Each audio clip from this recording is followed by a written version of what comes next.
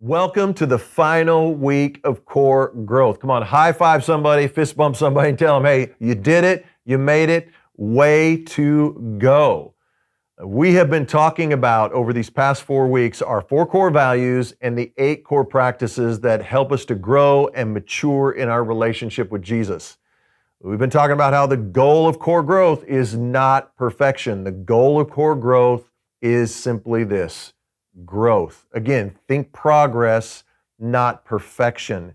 It's so easy when we talk about these 8 practices to see where I'm falling short. I'm not doing that, and I'm not doing that. And then suddenly we get into this works-based relationship with Jesus, and then suddenly we're not measuring up, and we're twisted and all upside down in our relationship with Him. Here's the thing to remember. These 8 core practices aren't about our salvation and being saved. No, you're saved by faith and grace in Jesus Christ.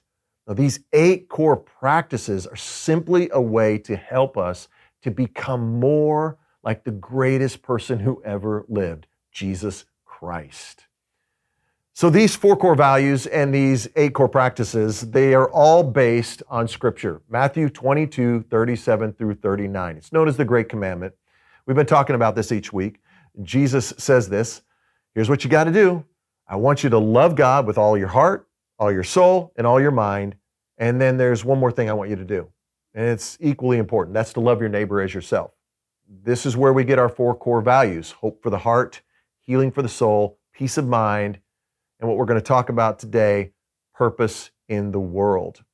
And our 8 core practices are what help us to live out these values in our lives. So as we complete core growth, we're not coming to the end. Actually, we're just taking our next step in our walk with Jesus to become more like Him. In the back of your workbook, I want to encourage you when this is over to fill out the growth goals. What is an action step that you can take? And then just begin to pray about that. Keep it in front of you daily as you continue on this journey, all of us becoming more like Jesus. So in week 1, we talked about hope for the heart and the core practices of daily devotions and Sunday worship. Then we talked about healing for the soul, that core value. And we talked about the core practices of continual surrender and sharing Christ. Last week, we talked about the core value of peace of mind, and we talked about that we gain peace through the practices of persistent prayer and godly friendships. So that brings us to this final core value, that is purpose in the world and the practices of generous giving and sacrificial serving. As we talk about purpose in the world, I think so many of us could think, God, could He really use me? I mean, I don't know, I really have anything to offer. I want to encourage you in this next year, we're going to be going through core purpose. I encourage you to go through that with your group, and you're going to discover who you are. What you're going to discover is that you were created on purpose for a purpose. Every person is. And we find our purpose through these practices of generous giving and sacrificial serving. So let's talk about the 7th core practice of generous giving.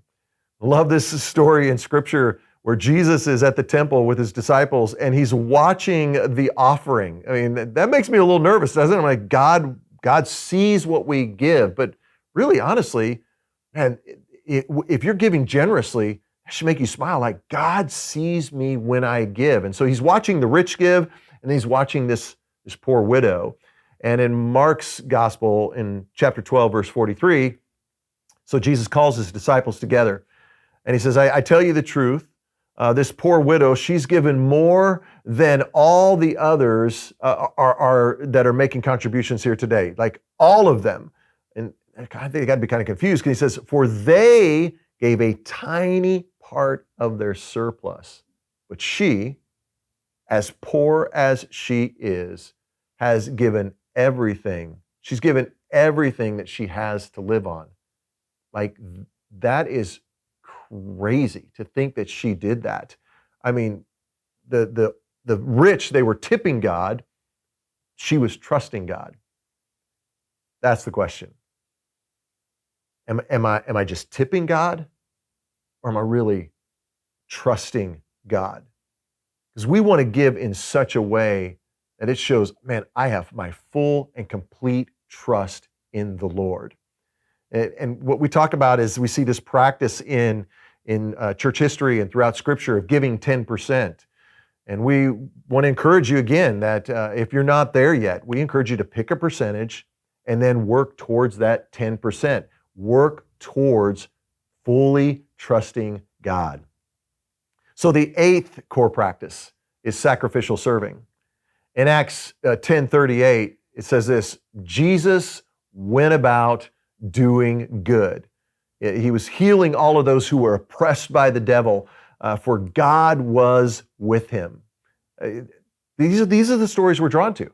I mean, Jesus with the woman at the well, where he heals the man on the mat, the blind, the lepers, and he raises the dead. Like, Jesus goes around doing good. Now you might be thinking, man, I can't raise the dead. But to be honest, think about it. Anytime you do good, you're breathing life into somebody. I mean, imagine the impact we would have if we all went around like Jesus, just doing good. Sometimes it's as simple as just acknowledging another person and saying hi. Sometimes it's helping out a neighbor or a coworker, helping out a classmate. I don't know what God's going to do, but He's going to intentionally put people in your path and give you that opportunity to do good. So before we begin our group discussion over these 2 core practices, I want you to hear from two people who have made these practices a priority in their life.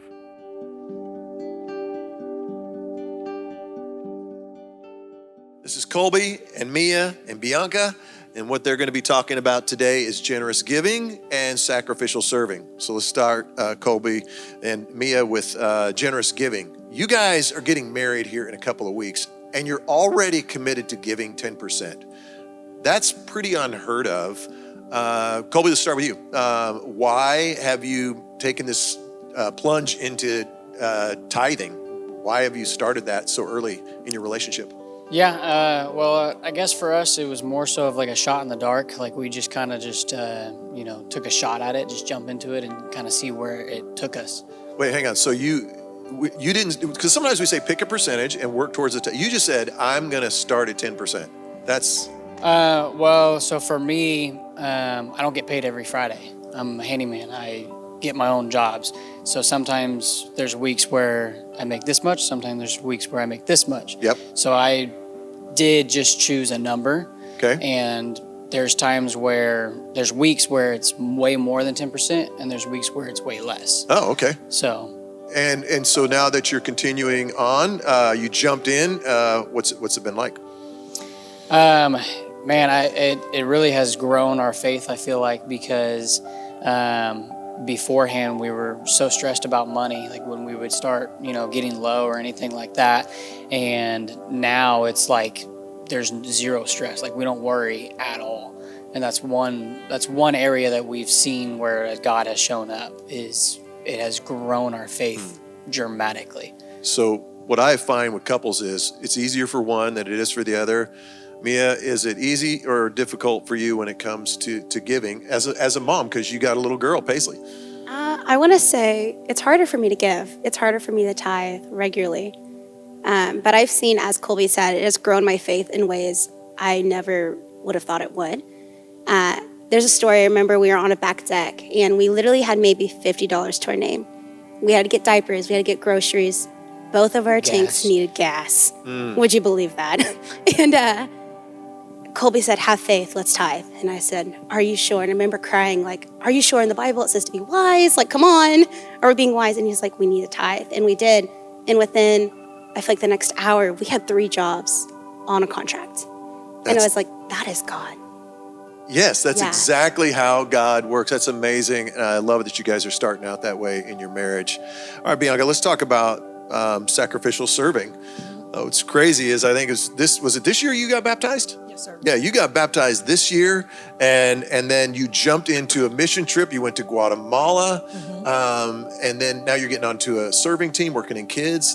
First of all, tell us, after getting baptized, why did you jump into a mission trip? We find it takes people years before they do something like that. What made you want to go? It was mainly I was in a very low point in my life and I just kind of went for it. I think that life is a blessing every single day and you should just take any shot you're given, and I feel like that's a shot I took, and I loved making that jump. That it was just spontaneous. I've never heard of missionary or anything before Cameron told me about it, and then I was just like, I feel like that's where I would fit well in. And what's crazy is when you went to Guatemala, Cameron, your best friend who baptized you, you went together, and tell everybody what you did together. So Cameron does hair, and so when we went, she cut so many girls' hair and did like tinsels and stuff in it.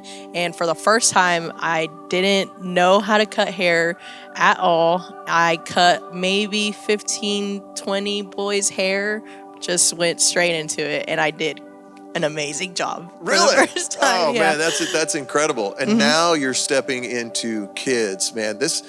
What I love is you guys are young, and that is the place to start. Start when you're young with these core practices and watch the difference it makes in your life. Thank you guys for sharing.